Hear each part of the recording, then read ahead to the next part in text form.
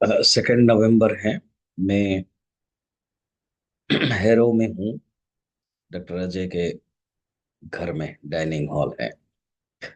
आपके साथ बात कर रहा हूँ। 17 अध्याय का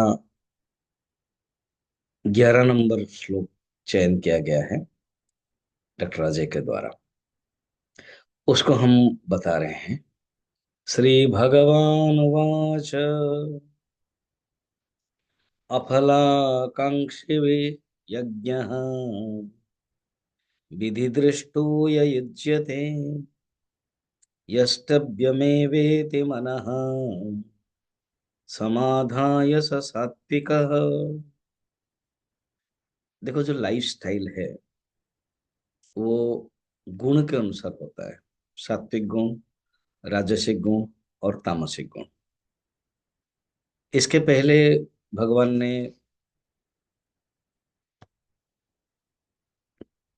भोजन के बारे में, तपस्या के बारे में ये बताया था।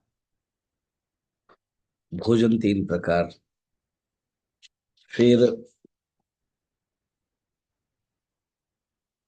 सात्विक, राजसिक, तामसिक, फिर द ऑल्टर ऑफ डेडिकेशन, जिसको पूजा हम करते हैं भगवान के, उसके अनुसार भी 3 प्रकार हो जाता है।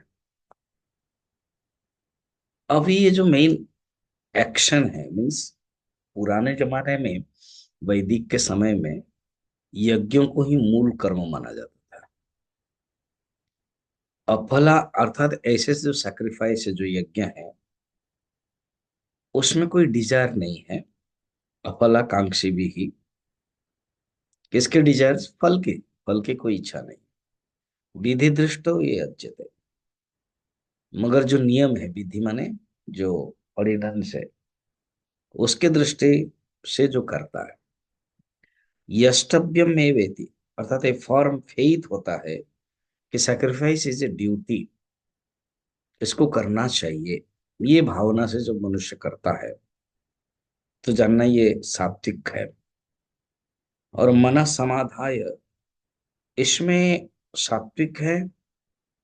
और मन को समाधान करने, मन शांत रहता है। देखो, समाधान शब्द भी हम यूज करते हैं ना, सॉल्यूशन। मन के अंदर एक समाधान हो जाता है जब भी कोई अच्छा काम करते हैं। तो उसके लिए उनका अ, मन में एक शांति आती है, मन में एक पूर्णता आती है, फुलफिलमेंट।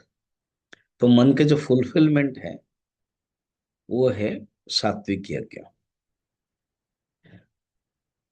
तो सात्विक मन के द्वारा जो किया जाता है कर्म, और ये एक एक रेस्पॉन्सिबिलिटी है, एक मेरा ड्यूटी है, ये करना चाहिए, दाओ शल बी डन। ये जो भावना है, वो सात्विक कर्म है। ये डिफिकल्ट है कि बिना इच्छा से कोई मनुष्य कर्म कराए। अब रास्ते में आप जा रहे हो, कोई बूढ़ी यहाँ है, वो जा नहीं पा रही है, आपका ऑटोमेटिक आपका मन आता है कि चलो उसको हेल्प कर ले। क्या जब हम हेल्प करते हैं, उनके अंदर से इच्छा होती है हमारे अंदर कि नहीं वो मुझे कुछ देगी? नहीं। जस्ट बाई एक मन के अंदर एक भावना, एक एक्सप्रेशन आता है, उसी से हम कर लेते हैं। वो है सात्विक।